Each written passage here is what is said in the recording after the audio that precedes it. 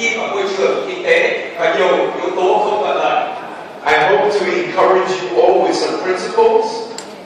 Tôi rất muốn được khích lệ và động viên quý vị ở đây với một vài nguyên tắc and share with you the power of hope. và chia sẻ với quý vị về sức mạnh của niềm hy vọng. Where do we find hope? Chúng ta tìm thấy được niềm hy vọng ở nơi đâu? There are times in life when we're so discouraged. Bởi vì có những lúc trong cuộc đời này chúng ta cảm thấy chán chường và đau sợ. You see my book up here on the table? Quý vị có nhìn thấy cuốn sách mà tôi đã sẵn ở đây trên chiếc bàn này không? Let's say that this represents my goal. This represents my goal.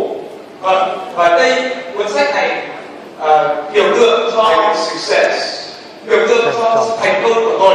So if I want to go towards my success, và nếu mà tôi muốn đi hướng tới thành công của mình, I have to take one step at a time. thì tôi phải đi từng bước một. There are times where encouragement brings you closer to success. Và từng bước một nó sẽ đưa mình tới thành công. But then there are times where discouragement takes you away.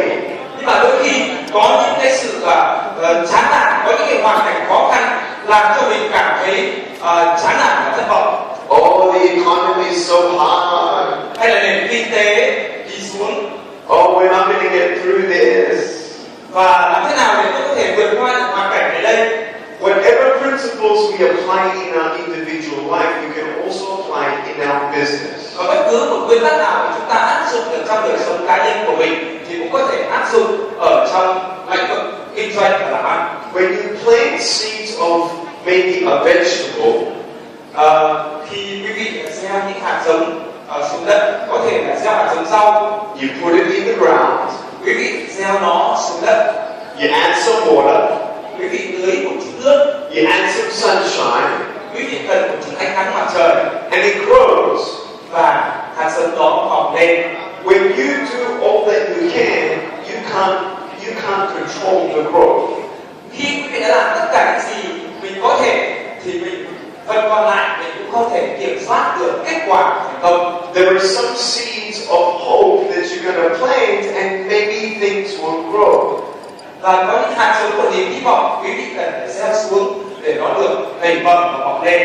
How can we believe in hope? Làm sao để chúng ta có thể tin vào niềm hy vọng?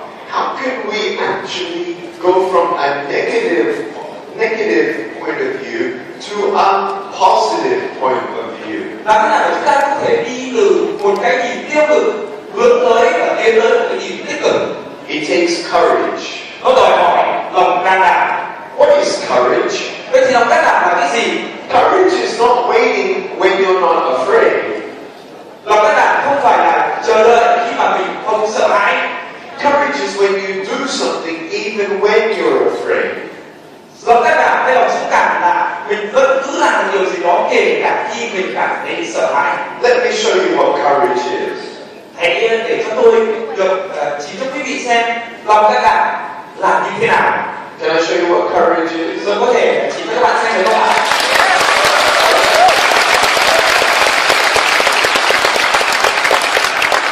I'm going to jump off the table and land on the floor. Tôi sẽ nhảy khỏi chiếc bàn này và nhảy xuống theo này. Okay? Được không ạ? Ready? Quý vị sẵn sàng chưa?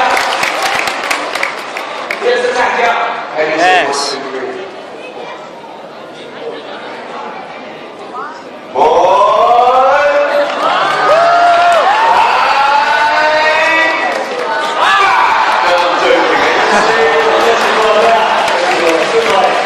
That's crazy. Như thế thật là lớn rồi đúng không ạ? If I fell off this table, I would break my arm. Nếu mà tôi ngã khỏi chiếc bàn này, có lẽ tôi sẽ bị gãy tay.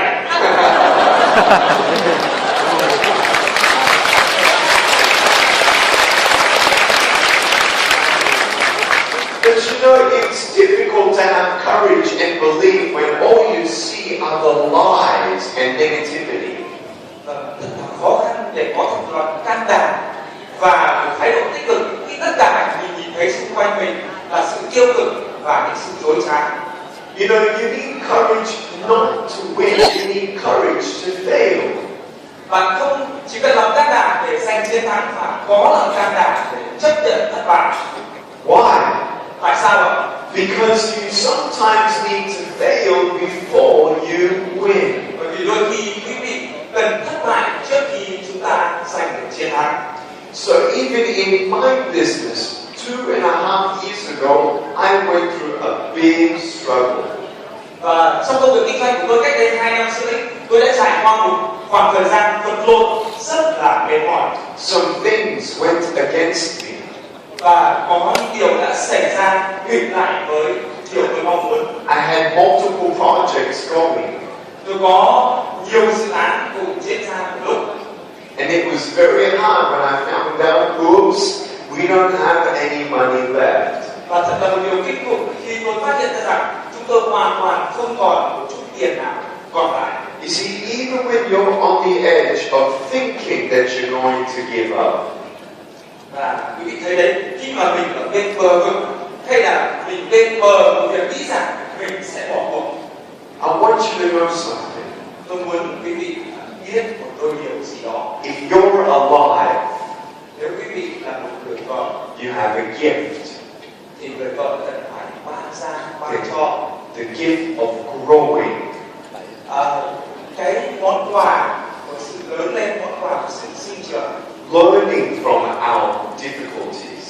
và học từ những lúc đau đớn và khó khăn của mình. People say, wow, Nick, you're such a strong person. Mọi người có thể nói rằng, ôi Nick, anh thật là một người mạnh mẽ. How did you get so strong? Làm thế nào anh có thể trở nên mạnh mẽ đến như vậy? Well, if I didn't go through the difficulties in my life, I would not be this strong. Nếu mà tôi không trải qua tất cả những vật lộn, những khó khăn ở trong cuộc đời mình, thì tôi lại không được tôi luyện để trở nên mạnh mẽ như vậy. So it's okay to go through ups and downs. Nên là một điều bình thường trong cuộc sống, trải qua những ngày nắng, ngày mưa, những thăng trầm. And it's okay if your business goes down for a bit. You are not a failure. Cũng không sao cả nếu công việc kinh doanh của mình đi xuống, quý vị cũng chưa hoàn toàn thất bại. Do I have a flawless business plan? No, I still fail. Tôi đã có một kế hoạch kinh doanh hoàn hảo chứ, như thế là đủ không, tôi vẫn thất bại. But turn away from those negative voices. Nhưng hãy quay mặt đi khỏi những tiếng nói tiêu cực. And one day at a time, take a step closer to your success. Và mỗi ngày một chút, hãy bước đi gần tới thành công của mình. When you hit an obstacle and you go, oh no, I don't know how I'm going to get through this. Nếu như mình gặp phải những trở ngại, mình nói rằng, ô không, làm thế nào tôi có thể vượt qua được cái thử thách này đây? Well, in your mind, go back in your history and remember the last problem you had.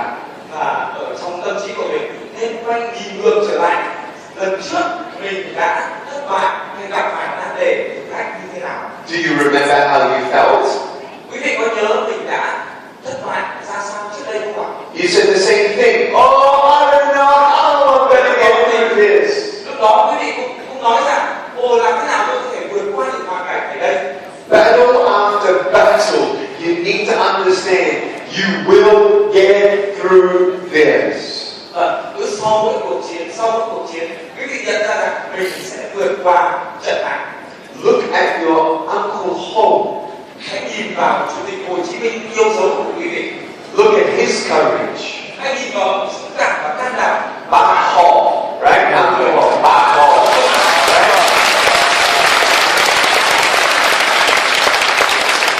What did he do? Người đã làm điều gì ạ? He had a dream. Người đã có một ước mơ. And he helped this nation to take one step at a time, one step at a time, Và one Ngài step dẫn at a dân time. tộc của mình đi từng bước một. So in your life and in your business, take one step at a time. Vì vậy, cũng tương tự như vậy trong cuộc đời của quý vị, trong công việc kinh doanh của quý vị, cũng bước đi từng bước một. But you know what I like about Bach Ho? Nhưng quý vị có biết điều tôi thích về Bác Hồ là điều gì không ạ? He talked about liberty and freedom. Ngài nói về sự tự do, sự giải phóng. He didn't talk about money. Ngài hoàn toàn không nói về tiền bạc tài chính. He talked about things that money cannot buy. Ngài nói về điều mà tiền bạc không thể nào mua được. And in your business and in your practice, ở trong công việc kinh doanh của các bạn, ở trong công việc của các bạn, money is important. đồng tiền là quan trọng. But don't make your money your God. Nhưng mà đừng biến đồng tiền thành Chúa, thành chủ tể của cuộc Don't đời. make money your master. Đừng làm biến tiền thành ông chủ của cuộc đời. We need to be people of integrity and principles. Chúng ta cần là những con người của sự liêm chính và sống có nguyên tắc. When we look at this country, just like any other countries, there are many people in need. Khi chúng ta nhìn vào đất nước này cũng giống như rất nhiều quốc gia khác, có rất nhiều người nghèo khổ. And together we can make a difference. Và lại một lần nữa, những người yếu đuối cũng có thể tạo ra những khác biệt lớn lao. You know, I encourage you business leaders to maybe even employ people with disabilities. Và vì vậy tôi muốn khích lệ các bạn là những người, những nhà doanh nhân, hãy về làm những người khuyết tật. And not just that, but bring in a spirit within your workplace of generosity and integrity. Hãy mang đến ở trong công việc kinh doanh của mình một tinh thần hào hiệp và một tinh thần chính trực. What I talk about are real things. Và điều tôi nói về là gì đây? Đây là một điều When sorry, go finish. You did? I'm sorry. When I talk about something, I actually live what I teach. Khi mà tôi nói về một điều gì đó, thực sự là tôi đã sống với điều đó và sống bày tỏ điều đó. More than success in my life, vượt trên cả những thành công trong cuộc đời của tôi, I want to be remembered as the best person I can be. Tôi muốn được nhớ đến như là một người tốt nhất mà tôi có thể trở thành. Why? Tại sao lại như vậy? Because who I am and how I practice everything I do is more important than my achievements. Bởi vì tôi là ai và tôi đã làm gì thì quan trọng hơn cả những thành tựu hay là thành quả, thành tích của cuộc đời tôi. At my funeral, they're not going to talk about my success. Và tôi ước rằng mọi người sẽ không nói về thành công của tôi. They're going to talk about who Nick Vujicic was.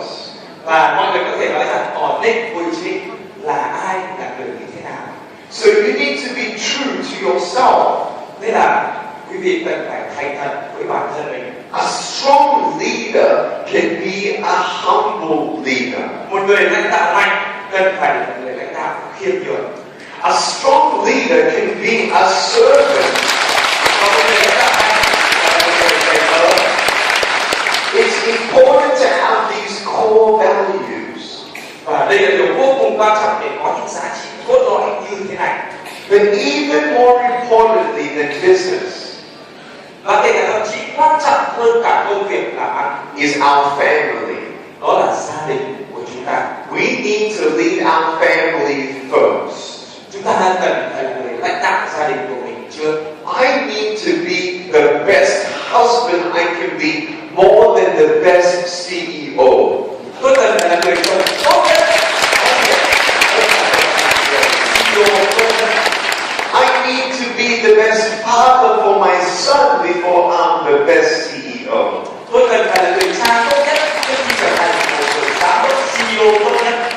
The way that we live that way, we instill practices and principles for the next generation. Bởi vì cái cách chúng ta sống, chúng ta sẽ truyền lại những thói quen, những nguyên tắc sống cho thế hệ tiếp theo. Do you want to know what my dream is? Quý vị có muốn biết ước mơ của tôi là gì không ạ? I'm telling you to dream. Và tôi nói với quý vị rằng hãy ước mơ đi. So I must be dreaming big.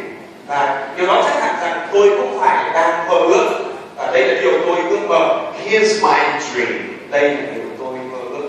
There are 1 billion people going hungry today, and I wish I had all the money in the world to feed the hungry. Ngày hôm nay có khoảng 1 tỷ người đang đói khát, tôi rất là có đủ tiền để có thể cho 1 tỷ người đó được ăn no. How can we make a difference in this world? Làm sao chúng ta có thể tạo ra được sự khác biệt ở trong thế giới này? Let me tell you a story. Cho phép tôi được kể với quý vị một câu chuyện. One day on the beach, all the starfish, you know what starfish is? They were all on the shore. Một ngày nọ trên một bờ biển, tất cả những con sao biển đều bị sóng đánh rạc lên trên bờ cát. A big storm came in and all the starfish were dying. Và một cơn sóng to đã đẩy hết những con sao biển lên, và những con sao biển bị mắc cạn trên bờ cát và chúng đang chết dần trên mòn. And one guy was on the beach picking up the starfish and throwing them into the sea. Và rồi thì có một người đàn ông đi bộ trên bờ cát biển đó, nhặt từng con sao biển một và quẳng lại xuống biển. One person came up to him and said, "What are you doing?" Và rồi thì có một người nọ đến gần người đàn ông này và hỏi rằng, này, anh đang làm điều gì thế? And he said, "I'm making a difference." Người đàn ông nhặt những con sao biển đó nói rằng, tôi đang tạo ra một sự khác biệt. He said, "You're crazy. Và người đàn ông kia nói rằng, chắc hẳn anh phải điên rồi. You can't make a difference. Anh không thể nào tạo ra được một sự khác biệt. There are thousands of dying starfish." Có hàng ngàn con sao biển đang chết đi. And he was smiling. Và người đàn ông nhặt sao biển đó, And he picked up the starfish. và ông lại nhặt thêm một con sao biển nữa. And he said, "See this one?" Và người đó nói rằng, anh nhìn xem con sao biển này. And he threw it into the sea. Và rồi anh ấy ném nó ngược lại xuống dưới And he biển. said, "I made a difference in that one." Và rồi nói rằng tôi đã tạo ra một sự khác biệt trong cuộc đời của con sao biển đó. And he picked up another one. Và rồi thì anh đã nhặt thêm một con sao biển nữa. See, I made a difference in this one too. Anh thấy chưa, tôi đã tạo ra được một sự khác biệt đổi đời cho một con sao biển nữa. When we talk about the success of Vietnam, Khi chúng ta nói về thành công của nước Việt Nam, it starts with all of us nó bắt đầu từ tất cả chúng ta. taking one step at a time, Hãy bước đi từng bước một. making a difference in one person's life at a time. Hãy tạo ra sự thay đổi, sự khác biệt trong cuộc đời của từng con người một. And if we fail, Và nếu mà chúng ta thất bại, as long as we keep on trying, cứ nghĩa là chúng ta cứ tiếp tục nỗ lực, tiếp tục cố gắng, we are never failures. thì chúng ta sẽ không bao giờ là sự thất bại ở cuối con đường. For me, I'm a man of faith. Đối với tôi là người đàn ông có đức tin. It's to believe in something you do not see. Đó, đức tin nghĩa là tin vào điều gì đó mình không nhìn thấy. So what am I pursuing? Vậy thì tôi đang theo đuổi điều gì đây? Through my non-profit organization, we've given $500,000 away. Vâng, thông qua tổ chức phi chính phủ mà tôi đang phục vụ, chúng tôi đã chia sẻ ra $1 triệu, $1 tỷ. And through my ministry of Life Without Limbs, Và thông qua cái mục vụ hay cái sự phục vụ của tôi, cuộc sống không chân không tay, cuộc sống không giới hạn, some people are more interested in about my faith. thì có nhiều người quan tâm nhiều hơn đến tôi tin vào điều gì. So in some places where I can, I talk about my faith in Jesus. Và vì vậy mà nếu tôi có được cơ hội, thường tôi chia sẻ rằng cái điều gì đã thúc đẩy, đã truyền sức mạnh cho thành công của tôi. To me, believing in heaven is very real. Và việc tin vào sự hiện hữu của thiên đàng, đó là một điều rất thực hữu. And what I respect about Mr. Vu Và cái điều mà tôi rất tôn trọng và ngưỡng mộ ông Lê Phước Vũ is that he's a devout Buddhist.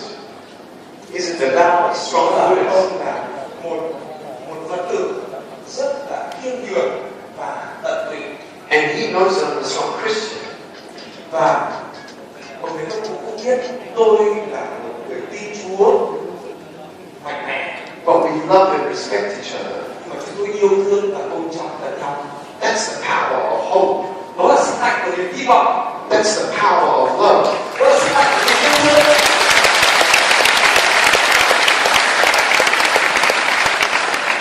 We are all valuable. Tất cả chúng ta và mỗi một chúng ta đều có giá trị. And we have to make a difference. Và chúng ta được định để tạo ra một sự khác biệt trong đời này. You know, when you look at the world and its problems, Vì vậy không, khi chúng ta nhìn vào trong thế giới này với một những nan đề của nó, we need to believe. chúng ta cần phải speed forward. Và chúng ta cần phải tiến lên phía trước. Don't let your past define your future.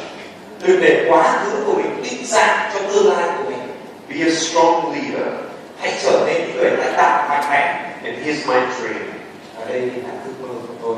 I don't have billions of dollars. Tôi cũng không có hàng tỷ đô la. If I had billions of dollars, I would give a lot of money away. Và nếu mà tôi có hàng tỷ đô la thì tôi sẽ chia sẻ thật nhiều trong số đó. But do you know what's more powerful than giving billions of dollars away?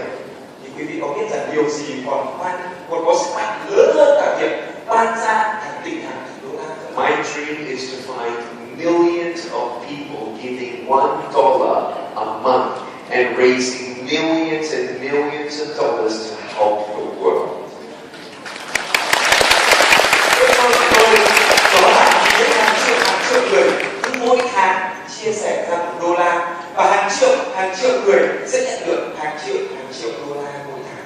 As a nation, this is my last conclusion.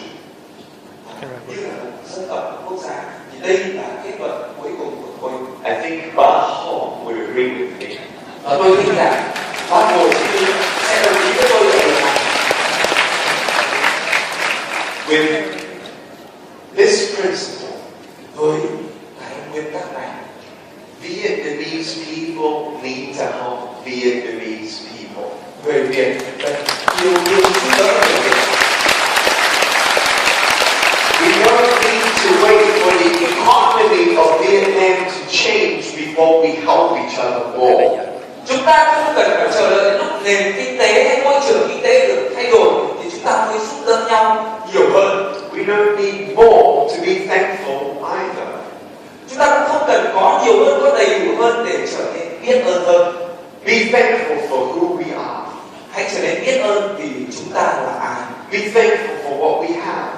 Và hãy biết ơn với những gì chúng ta đã có. And stick together in unity. Và hãy bám chặt lấy nhau trong tình đoàn kết. But help someone. Hãy giúp đỡ một ai đó. The greatest success you will ever experience in your life is helping people. Và thành công lớn nhất và tuyệt vời nhất mà bạn nhận được trong cuộc đời này đó là giúp đỡ từ một ai đó. When you don't get a miracle, you can still be a miracle for someone else. Nếu các bạn chưa nhận được một miếng phép màu, các bạn có thể trở thành một phép màu cho một người nào đó. I want to thank you so much for letting me share these key principles with you. Và tôi cảm ơn quý vị rất nhiều, các bạn rất nhiều vì cho phép tôi chia sẻ cái nguyên tắc mấu chốt này với quý vị. The things that I teach are very simple. Và điều mà tôi chia sẻ, điều mà tôi dạy dỗ rất là đơn giản. Find your purpose Hãy tìm ra mục đích của mình and do your best.